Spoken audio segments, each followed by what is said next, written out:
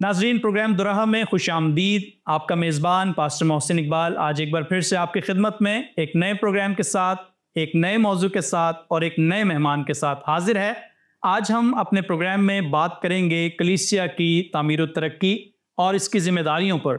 हम इंडिविजुअली सतह पर जब अपने घर की बात करते हैं तो हम में से हर एक शख्स ये चाहता है कि वो तरक्की करे, लेकिन चर्च की क्या सिचुएशन है, हम चर्च के साथ मिलकर किस तरह कलीसिया की तामीर व तरक्की में अपना अहम किरदार अदा कर सकते हैं।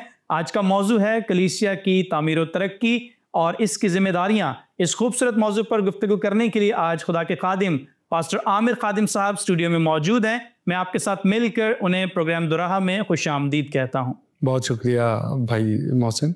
कैसे हैं सर आप? मैं बिल्कुल ठीक ठाक, उम्मीद है आप भी। आपकी सेहत ठीक है, आपकी खिदमत ठीक चल रही है? जी जी, खुदा उनका फजल है। आज का सर हमारा जो मौजू है ये बड़ा ख़ास है और कलीसिया पाकिस्तान और दुनिया भर में जितनी भी कलीसियाएँ मौजूद हैं, हम चूँकि तमाम खुदावंद यीशु मसीह की ही कलीसिया हैं। मेरा पहला सवाल जो आपसे है वो ये है कि कलीसिया की तामीर व तरक्की से क्या मुराद है और एक मसीही होने के नाते आप क्या समझते हैं इसके हवाले से? बहुत शुक्रिया मोहसिन भाई मुझे मदऊ करने के लिए, और सवाल आपका बहुत अच्छा है। देखें, कलीसियाई तामीर व तरक्की ये एक इनकलाब की बात है। मैं समझता हूँ कि मसीह जब इस दुनिया में आते हैं तो उन्होंने एक इनकलाब को इंट्रोड्यूस कराया, एक इनकलाब का तारुफ कराया। वो इनकलाब मेरे भाई जिम्मेदारियों का इनकलाब था जी। और जो तमाम कलीसियाई अरकान हैं, जो भी जितने भी लोग हैं, उन सब के कंधों पर उसका वज़न है जी। आज भी चर्च के ऊपर जिम्मेदारियां हैं, ना सिर्फ अपनी तरक्की की बल्कि अपने आसपास के मुआशरे की तरक्की की भी हैं। बिल्कुल ठीक है। और चर्च, हमारा पाकिस्तान का जो चर्च है वो अपनी कैपेसिटी के अंदर बहुत अच्छा काम कर रहा है खुदा उनके फजल से। मगर ज़ाहिर है हर सिक्के के दो रुख हैं।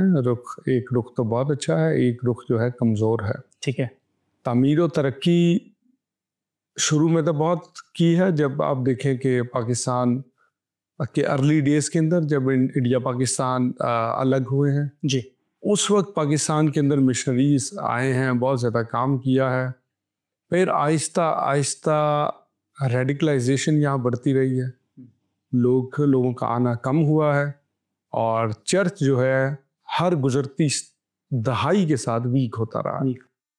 आज चर्च की पोजीशन ये है भाई कि चर्च अपनी तरक्की को मुआशरे की तरक्की से ज़्यादा अहमियत देता है। हमारे मुआशरे के अंदर जो है कॉन्ट्रास्ट बढ़ रहा है, पोलराइजेशन बढ़ रही है, नफ़रतें अरूज पर हैं जी। और चर्च के ऊपर उन जिम्मेदारियों का वज़न है जी, और बहुत वाज़िया वज़न है, बल्कि बढ़ रहा है। चर्च को क्या चाहिए? चर्च को, हम सबको जो मुश्तरका खादमीन हैं, उनको ये चाहिए कि अपने इलाकों में, अपने दायरा कार के अंदर जो ब्रदरहुड की स्पिरिट है, भाईचारे की स्पिरिट है, उसको मलहूज़ खातर रखें, जो उसके ऊपर काम करें। फ़िलहाल मैं जो समझता हूँ सबसे बड़ी जिम्मेदारी जो चर्च की है, तरक्की की, डेवलपमेंट की, कलीसिया की, वो यही है कि नफ़रतों को कम किया जाए। मुआशरे के अंदर रिलीजियस जो सेंटिमेंट्स हैं ये बहुत ज़्यादा एक सेकंड में हर्ट हो जाते हैं हर किसी के, चाहे वो मसीही हो, चाहे वो मुसलमान हो, चाहे वो हिंदू हो। आप मज़हब के ऊपर बात शुरू करें, अगले 2 मिनट के अंदर लोग एग्रेसिव हो जाते हैं। तो रिलीजियस सेंटिमेंट का जो है ना भाई, बड़ी जिम्मेदारी के साथ लोगों को बताने की ज़रूरत है। और यही मैं समझता हूँ कि हमारी पाकिस्तान की as a society as a whole ये हमारा ब्लॉकेज है जो हमें तरक्की नहीं होने दे रहा। पाकिस्तान में मुस्लिम भी हैं, हिंदू भी हैं, क्रिश्चियन भी हैं, दीगर माइनॉरिटीज़ भी हैं, मगर आप देखें कि उन सब के अंदर रिलीजियस की कमी नहीं है। हमें जो है ओवर एक्सट्रीमिज़म की तरफ ले जाया गया है, ओवर रेडिकलाइज्ड कर दिया गया है। अब मज़हब की बात जब भी आती है, हम सब जो है वो बिल्कुल ऐसे हो जाते हैं जैसे हमारे दिमाग बंद हो चुके हैं, हम अगले बंदे को नफ़रत की निगाह से देखते हैं। तो तरक्की के अंदर सबसे बड़ी रुकावट ये है, इसको ख़त्म करेंगे, इस दीवार को गिराएंगे, इस जो लानत है इसको गिराएंगे, तो फिर हमारे दिमाग खुलेंगे, हमारे आसपास के लोगों के दिमाग खुलेंगे। ये एक जिम्मेदारी है जिसको चर्च को और मुआशरे के साथ मिल के लोगों को इसको कम करना चाहिए। मैं आपकी बात से जो समझा हूँ वो ये है कि आप अपनी गुफ्तगू को समेट रहे थे कि कलीसिया को अगर तरक्की करनी है तो नफ़रत की दीवारों को जो है गिराना होगा। देखिए, जब चर्च की बात करते हैं मोहसिन भाई, तो दो तरह के चर्च हैं। एक है ग्लोबल चर्च है जो आलमी कलीसिया है, एक है हमारा लोकल चर्च है। देखिए, आलमी कलीसिया की जब बात करते हैं तो उसके अपने चैलेंजेस हैं, उसकी अपनी एक अप्रोच है, हम सब का उसके अंदर हिस्सा है, जैसा तैसा भी है। और एक है लोकल चर्च। लोकल चर्च की जब बात करें तो भाई लोकल चर्च उस सूरत हाल पर खड़ा है, उस दोराहे पर खड़ा है जहाँ पर कन्फ्यूजन सामने है। बिल्कुल ठीक है। हर रास्ता जो है एक कन्फ्यूज रास्ता दिखाई देता है। मैं आपको बताऊं, पाकिस्तान के अंदर जब चर्च की बात की जाती है ना सर, तो चर्च अपने अंदर एक कमज़ोरी रखता है। मैं इसकी मिसाल ऐसे देता हूं कि पाकिस्तान का जो चर्च है ये जंगल है, और जंगल के अंदर सर एक शेर है जो बगैर दांतों वाला है, उसके दांत नहीं है। तो आप अंदाज़ा लगाएं कि जंगल के अंदर एक शेर हो और उसके दांत ना हो, उसका क्या हाल होगा। वो मार खाने के अलावा कुछ नहीं कर सकता, वो अपने काम सही से नहीं कर सकता। तो एवेंजलिज्म, हमारी मुबशराना खिदमत, हमारी मुनादी जूं की तूं वहीं के वहीं रह जाती है। हम क्या कर रहे हैं, हम एनर्जी अपनी ज़ाया कर रहे हैं, वेस्ट कर रहे हैं विद इन पाकिस्तानी बाउंड्री और विद इन हमारे जो इवेंट्स नेबरहुड के सर्कल्स हैं, जो हम उसके अंदर भी सही तरह काम नहीं कर रहे। ठीक है। वजह यह है कि हमें बिब्लिकल लिटरेसी आने वाले दिनों के साथ जैसे जैसे साल बढ़ रहे हैं, लिटरेसी कम होती जा रही। हमारी जो कौम है, जो पढ़े लिखे तबके से ताल्लुक़ रखने वाले लोग हैं, उनको खुदावंद ने मौका दिया है, वो इस मुल्क से जा चुके हैं। और पीछे क्या बच रहा है? पीछे हम जैसे चंद एक वेल मीनिंग लोग मौजूद हैं, बाकी हमारी आवाम गरीब है। एक ऐसी सिचुएशन का हिस्सा है जहाँ पर तरक्की जो है वो नहीं हो पा रही। वो तरक्की के ऊपर पॉज लग चुका है। क्यों? हमारा चर्च वीक है, उसके पास रिसोर्सेज नहीं है जितनी होनी चाहिए, और ना कभी हमने जो है उस रिसोर्सेज को अलाइन करने की ज़रूरत महसूस की है। आप देख रहे हैं विद इन क्रिश्चियन कम्युनिटी फिक्र की बात यह है कि हम पोलराइजेशन का शिकार हैं, हम एक दूसरे के साथ बैठने को तैयार नहीं है। अब रिसेंटली पाकिस्तान कराची के अंदर आप देखेंगे एक सोशल मीडिया के ऊपर एक फ़िरका वाराना जंग का हमने सामना किया है। आप देखें, आपने भी उसको नोटिस किया होगा। ये हमारी लड़ाइयाँ नहीं है जहाँ पर हमें धकेला जा रहा है। हम छोटी सी कम्युनिटी है, हमने दुआओं के साथ, तो एक अलग बात है, हमने तो एक दूसरे के साथ ह्यूमन राइट्स के इशू में खड़ा होना है। भाई यहाँ पर इतने मसाइल हैं हमारे, कभी जबरन शादी का मसला है, कभी अंडर एज मैरिजेस का मसला है, कभी फोर्स्ड कन्वर्जन का मसला है, कभी ब्लास्फेमी को लेके हमारे मसाइल हैं, कभी दीगर जो है इनजस्टिसेस हमारे साथ होती हैं। हमने तो उसका एक दूसरे का साथ देना है, चर्च को मजबूत करना है। मगर आप देखिए क्या हो रहा है, लोग फ़िरका वाराना और एक तकब्बुराना जंग के अंदर मसीहियत का जो बचा कुछ है, जो रेमिनेंट है हमारा इधर, उसको धकेलना शुरू हो गया। तो आउट ऑफ नोवेयर ऐसी सिचुएशनें बनाई जा रही हैं जैसे चर्च वीक हो, मजबूत ना हो। लीडरशिप का भी अभी इस वक्त माजरत के साथ कोई ज़्यादा तालीमी और तरक्की पसंद रवैया नज़र नहीं आता, बल्कि खुद और ज़ाती जो चर्चेज़ हैं वो डेवलप्ड हो चुके हैं काफ़ी हद तक। कुछ चर्चेज़, नॉट ऑल, मगर लोगों को उठाने में, आवाम को उठाने के अंदर चर्च का रवैया बहुत कमज़ोर है। इसमें सर डेवलपमेंट मैं कहता हूँ ज़ीरो कहूँगा तो शायद बहुत ज़्यादा पॉजिटिव लगेगा। मैं समझता हूँ इसमें हमारा डेफिसिट है, हम माइनस के अंदर जाते हैं। ठीक है, तो ये तो हम बात कर रहे हैं कि चर्च के एक वीक पॉइंट की, तो चूँकि मौजू हमारा है कि कलीसिया की तामीर और तरक्की कैसे मुमकिन है, तो फिर मैं आप ही से ये पूछना चाहूँगा कि हमने बात की है कि चर्च बहुत वीक है, लेकिन तामीर और तरक्की की जानिब हम कैसे बढ़ सकते हैं, इस पर बात कीजिए। तामीर और तरक्की का भाई मैंने पहले बताया, education is the first thing that we have to consider. ठीक है, हमारे बच्चों को सेकुलर तालीम दिलाएं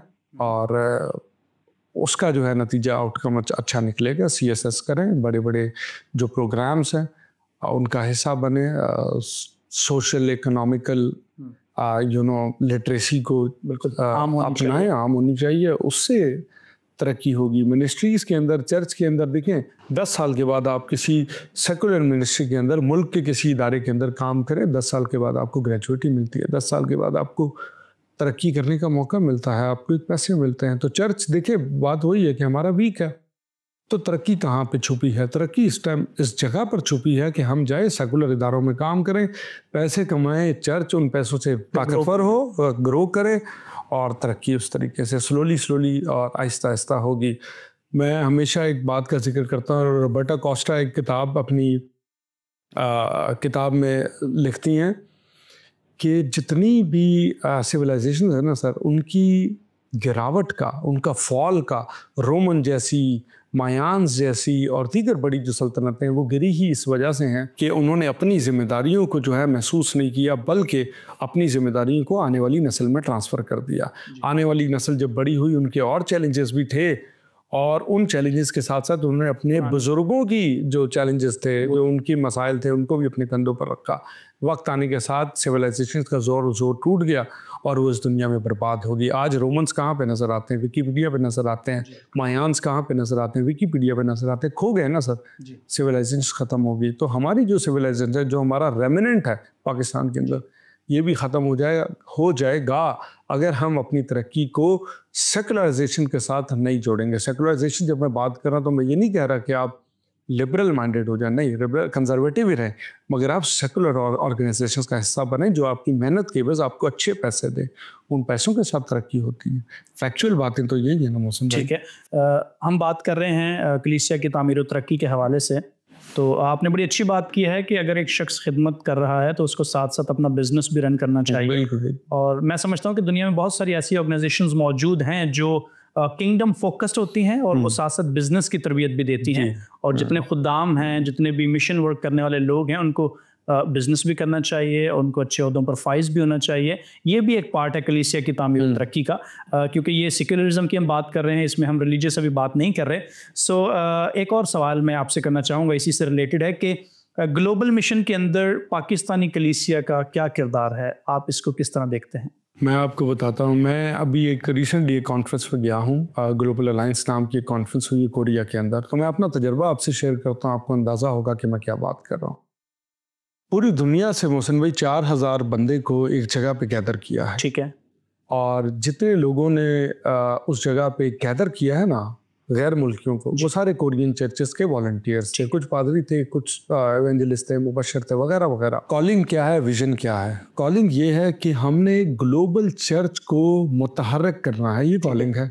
ठीक है। पूरी दुनिया से लोगों को जमा किया जा रहा है, पाकिस्तान जैसे मुल्क से जमा किया जा रहा है, और दीगर जो है ममालिक उन सब से जमा किया जा रहा है। गरीब मुल्क हैं, अच्छे मुल्क हैं, बुरे मुल्क हैं, बिल्कुल डायनामिक्स है ना दुनिया के, बदल रहे हैं। जियोग्राफिकल चेंजेस आ रहे हैं दुनिया में, हर फिक्रें चेंज हो रही हैं, लोगों की फिलॉसफीज चेंज हो रही हैं, पॉलिटिकल सिनेरियोज चेंज हो रहे हैं, और सोशल इकोनॉमिकल सिनेरियोज चेंज हो रहे हैं, ट्रेड के सिनेरियोज चेंज हो रहे हैं, चर्च के सिनेरियोज चेंज हो रहे हैं, तो आके हमें बताएं।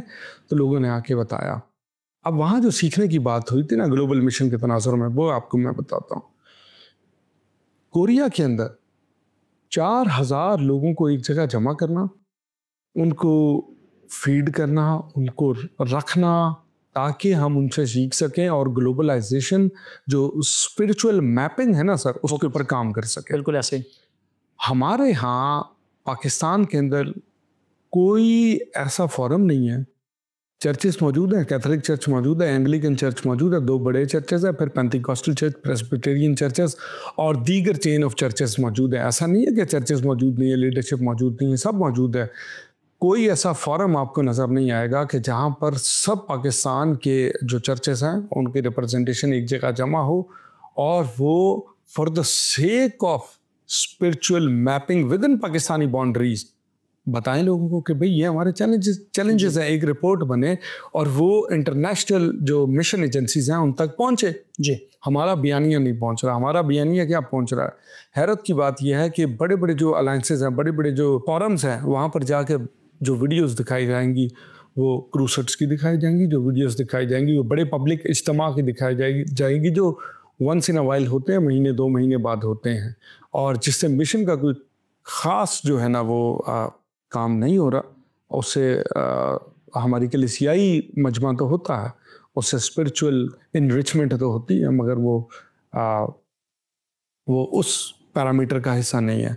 फिर कोरिया के अंदर भाई मैंने एक और चीज़ सीखी है, वो ये है कि वहाँ की जो हवा है ना, वहाँ का जो एनवायरनमेंट है, वो ग्लोबल चर्च को फ्यूचर के तौर पर देखता है। ठीक है, ये 10 साल बाद क्या होना है, 20 साल बाद क्या आने वाला जो साल है ना सर, उसके अंदर हमने क्या स्ट्रेटजीज बनानी है, कैसे दुनिया के अंदर जाना है और कैसे कैसे मिशनरीज को भेजना है। Korea is the only country in the world जो दुनिया में सबसे ज़्यादा मिशनरीज भेजता है, हर कंट्री के अंदर भेजता है वो।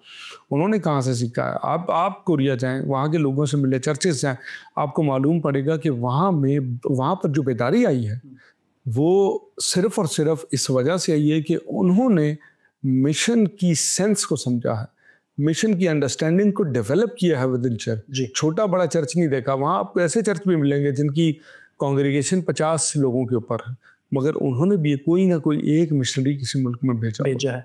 तो पाकिस्तानी कलीसिया की जो हम बात करें इसमें स्पेसिफिकली, तो आप समझते हैं कि वीक है पॉइंट यहाँ पर भी कि पाकिस्तान में से इतने मिशनरीज बाहर नहीं जाते हैं? पाकिस्तान हमारी बहुत बड़ी फील्ड है, इधर काम करने की ज़रूरत है, बहुत ज़्यादा ज़रूरत है और अशद ज़रूरत है, अर्जेंट इमरजेंसी है यहाँ पर काम करने की। आज हम काम करेंगे तो उसके फल जो हैं 10-20 साल बाद आके मिलेंगे। बहुत ज़्यादा डेफिसिट है इसमें भी।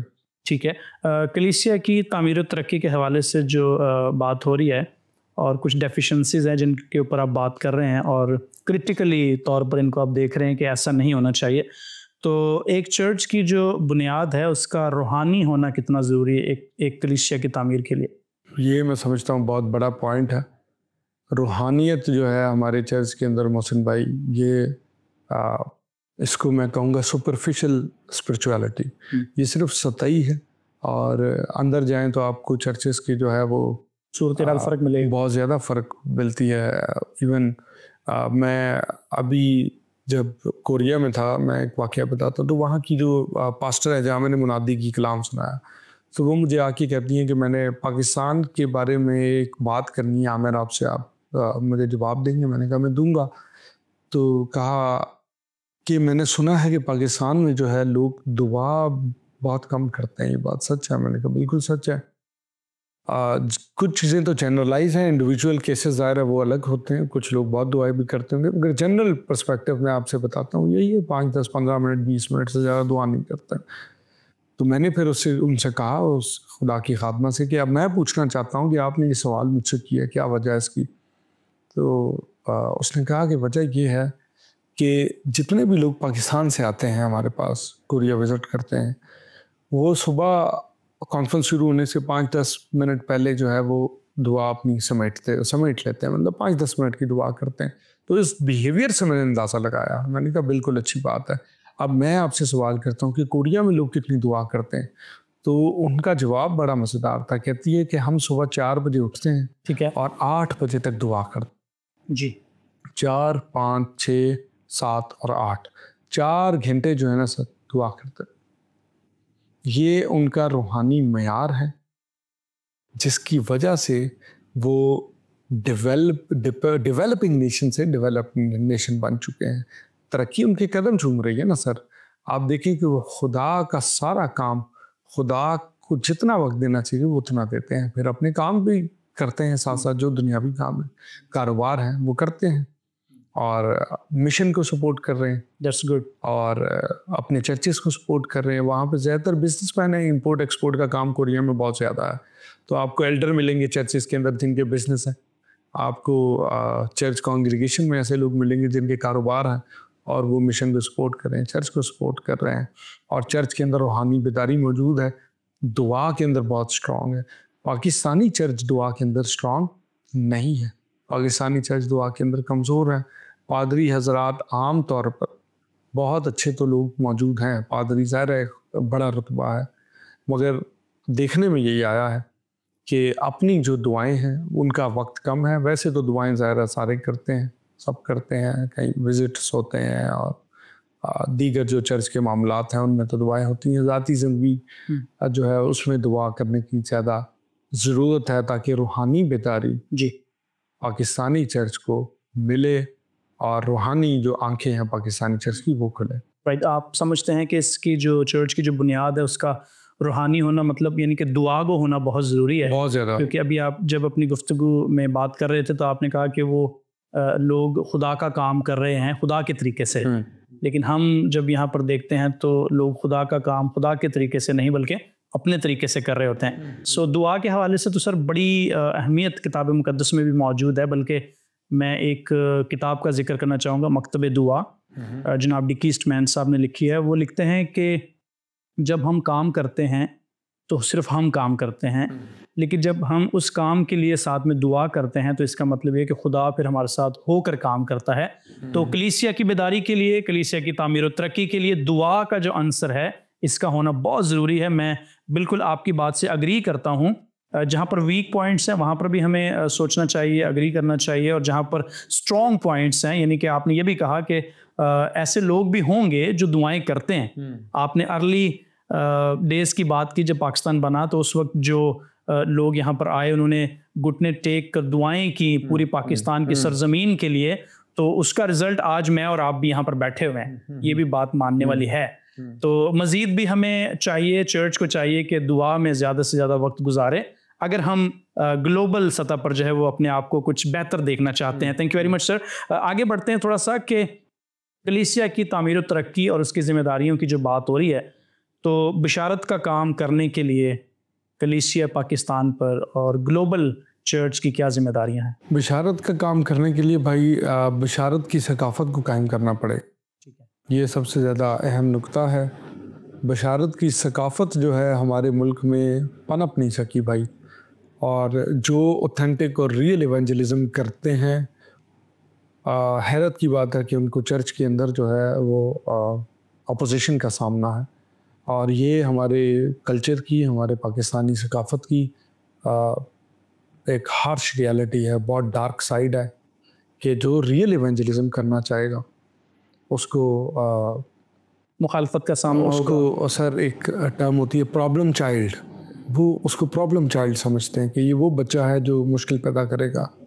और इसी वजह से हमारे यहाँ आप देखें कि सकाफत सही तरह पनप नहीं सकी। वो हमेशा कुछ वेल मीनिंग लोगों के हाथों में रही है जो खुदा के फजल से अच्छा काम कर रहे हैं, मगर एट लार्ज पॉइंट वो बहुत बहुत ज़्यादा डार्क है। उसका मैं कहता हूँ कि एवेंजलिज्म का जिक्र करना भी जो है वो ऑथेंटिक रियल एवेंजलिज्म का जिक्र करना भी लोगों को मुश्किल में डाल देता है। लोग समझते हैं यार अब इससे हमारी परेशानियों में इजाफा हो जाएगा, हम तो ऑलरेडी परेशान हैं, इस मुल्क में रहते हैं, अगर हम एवेंजलिज्म और बिशारती काम शुरू कर देंगे तो हम मुश्किल में पड़ जाएंगे।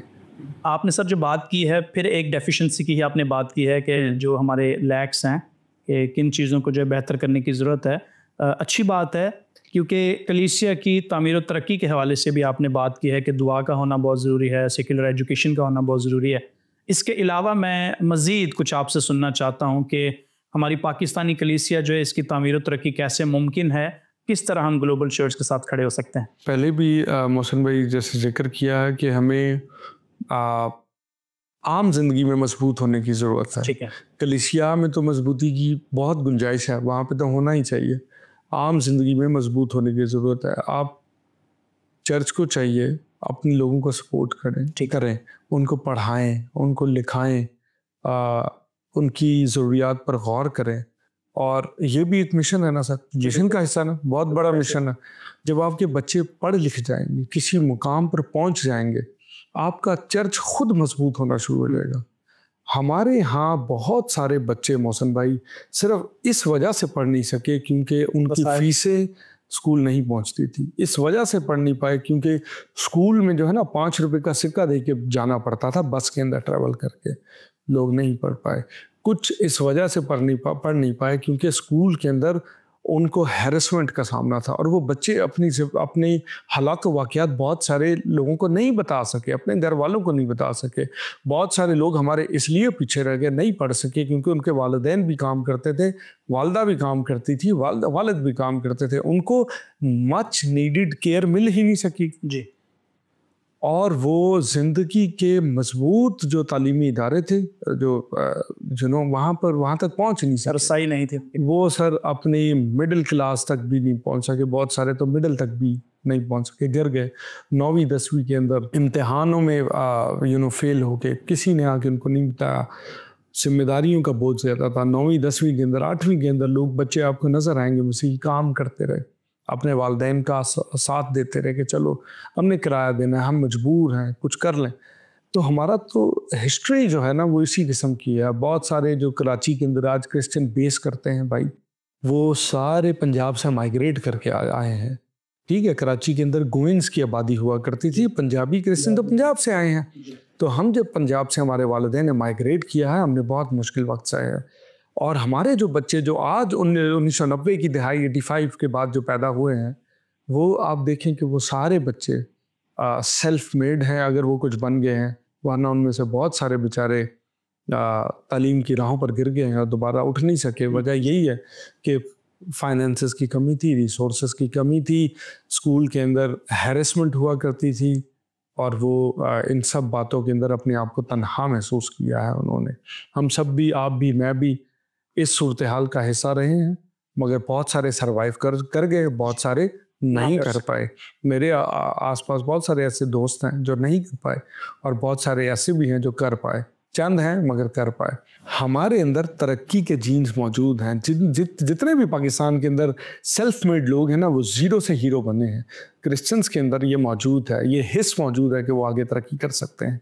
हमारे बच्चों को जोरे बाजू से चर्च उनको बुलंद करे, उनको उठाए जहाँ पर वो हैं। हमारी कौम पीछे रहने वाली कौम नहीं है, ये तरक्की पसंद कौम है। ये लोगों को, पाकिस्तान को आगे लेके जाएगी, तरक्की की राहों पर लेके जाएगी, जीरो से हीरो बना देगी, खुद को भी अपने मुल्क को भी।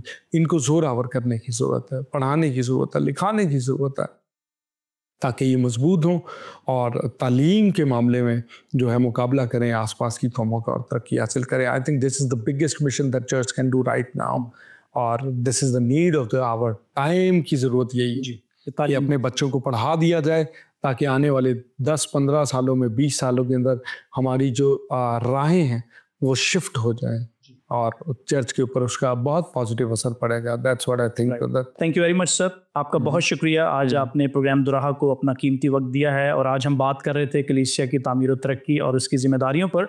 बहुत सारे ऐसे पॉइंट्स आपने उजागर किए हैं जिस पर कलीसिया को सोचो विचार करने की ज़रूरत है, पाकिस्तानी कलीसिया को भी और ग्लोबल चर्च को भी। तो मैं नाज़रीन आपसे मुखातिब होना चाहूँगा। मैं उम्मीद करता हूँ और ईमान भी रखता हूँ कि आपने बहुत सारी बातों को अपने पास नोट किया है कि हम किस तरह कलीसिया की तामीर और तरक्की कर सकते हैं, या हम अपना किस तरह से किरदार अदा कर सकते हैं, चर्च की क्या जिम्मेदारियां हैं वो भी आपने सुनी होंगी। तो अगर आपका कोई सवाल है आज के प्रोग्राम के हवाले से, तो आप स्क्रीन पर दिए हुए नंबर्स पर हमसे रब्ता कर सकते हैं, ताकि हम आपके सवालात के जवाबात दें। अगले प्रोग्राम तक के लिए आप हमें इजाज़त दीजिएगा। खुदा हाफिज़।